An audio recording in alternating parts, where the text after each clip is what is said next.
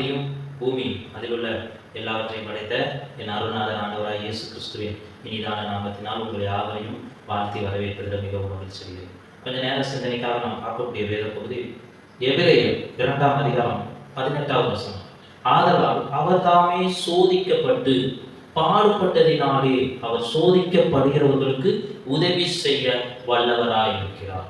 உதவி செய்ய வல்லவராயிருக்கிறார். ஆண்டவராய் இயேசு கிறிஸ்து அநேகருக்கு அநேக விதமான காரியங்களை உதவி செய்கிற தேவன். ஆனாலும் இந்த இடத்துல அழகாக சொல்லப்பட்டிருக்கிறது, அவர் உதவி செய்ய வல்லவராயிருக்கிறார்.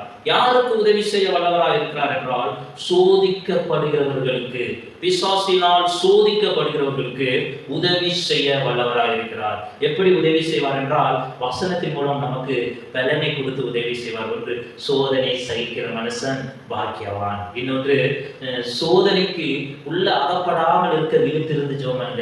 சோதனை வரும், உங்களுக்கு மனுஷனா இருக்கிறவங்களுக்கு சோதனைகள் வரும். ஏனென்றால் நானும் அந்த சோதனையின் வழியில தான் கடந்து செல்றையா, அதனால உனக்கு சோதனைகள் வரும். அந்த சோதனையில நீ அகப்பட்டு அழிந்து விடக்கூடாது என்பதனால் நீ விழித்திருந்து ஜெபிக்க வேண்டும் என்று சொல்லிக் கொடுத்து ஜெபிக்க வைப்பார். இன்னொன்று, அது பாக்கியமாக எடுத்துக்கொள்ள வைப்பார்.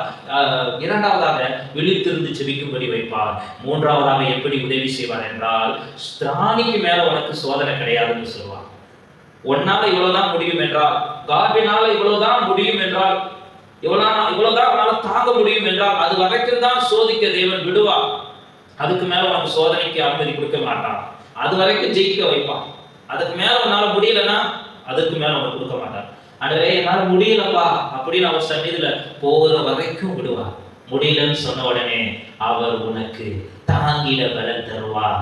அந்த சோதனையிலிருந்து தப்பி செல்லவும் வழி செய்வார். அதுதான் உதவி செய்ய வல்லவராக இருக்கிறார். ஏனென்றால் அவர் சோதிக்கப்பட்டு பாடுபட்டதினால், அவர் சோதிக்கப்பட்டார், அவர் பாடுபட்டார், அதுல ஜெயம் பெற்றார். அதே போல அவருடைய பிள்ளையா இருக்கிற நீங்களும் நானும் சோதனை வரும் பொழுது அந்த சோதனையை சகித்து அதுல வெற்றி பெற வேண்டும், அதுல பாக்கியவானா நீ மாற வேண்டும் என்று சொல்லி உனக்கு உதவி செய்ய வல்லவராக இருக்கிறார் அந்த தேவன்.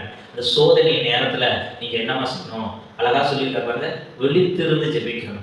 அவர் சந்நிதிக்கு வந்துடணும். ஐயோ இப்படிப்பட்ட சோதனை எனக்கு வந்திருக்காண்டவரேன்னு இயேசுவின் சந்நிதிக்கு வந்துடணும். ஒரு ஒருத்தோ அவிசுவாசத்தோட பின்னாடி போய்விடக்கூடாது, சோதனையில விழுந்து விடக்கூடாது. அவர் சந்நிதியில வந்துடணும். வரும் பொழுது வெற்றியை கொடுப்பார்.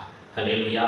அதன் பின்பு திராணிக்கு மேலாக போக விடவே மாட்டார். தாங்கிட பலன் தருவார். அந்த சோதனையில இருந்து தப்பி வெளியில வர, அந்த பிரச்சனையில இருந்தும் இந்த சோதனையான கிரியையில இருந்தும் தப்பித்து வெளியில வர அவரே உனக்கு உதவி செய்வார். அதுதான் உதவி செய்ய வல்லவராக இருக்கிறார். தைரியமா இருங்க.